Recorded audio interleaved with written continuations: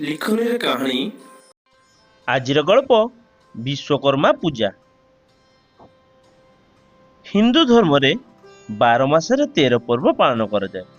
ସେଥିମଧ୍ୟରୁ ବିଶ୍ୱକର୍ମା ପୂଜା ଅନ୍ୟତମ। ଏହି ଦିନ ଦେବଶିଳ୍ପୀ ବିଶ୍ୱକର୍ମାଙ୍କର ଜନ୍ମଦିନ ଅଟେ। ତେଣୁ ଶିଳ୍ପୀ ବଂଶଧରମାନେ ଏହି ପୂଜାକୁ ଧୁମଧାମ ସହିତ ପାଳନ କରନ୍ତି। ପ୍ରତିବର୍ଷ ଆଶ୍ୱିନ ମାସ କନ୍ୟା ସଂକ୍ରାନ୍ତି ଦିନ ବିଶ୍ୱକର୍ମା ପୂଜା ପାଳନ କରାଯାଏ।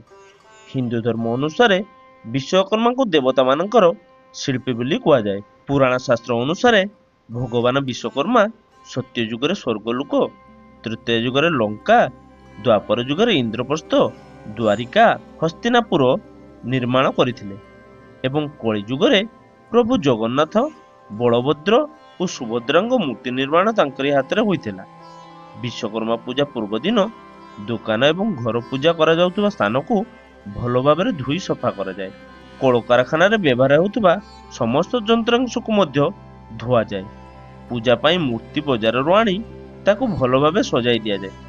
ଲୋକମାନେ ମଧ୍ୟ ତାଙ୍କର ଯାନବାହନକୁ ଭଲ ଭାବରେ ଧୋଇ ସଜାଇ ଦିଅନ୍ତି।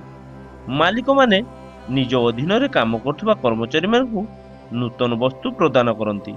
ପୂଜା ଦିନ ସକାଳୁ ସମସ୍ତେ ଗାଧୋଇ ସାରି ନୂତନ ବସ୍ତ୍ର ପରିଧାନ କରି ପୂଜାସ୍ଥଳକୁ ଆସିଥାନ୍ତି। ସେଠାରେ ଭଗବାନ ବିଶ୍ୱକର୍ମାଙ୍କ ମୂର୍ତ୍ତି କିମ୍ବା ଫଟୋକୁ ନିଷ୍ଠାର ସହିତ ପୂଜାର୍ଚ୍ଚନା କରିଥାନ୍ତି। ପୂଜା ଶେଷରେ ପୁଷ୍ପାଞ୍ଜଳି ଅର୍ପଣ କରି ପ୍ରସାଦ ସେବନ କରିଥାନ୍ତି।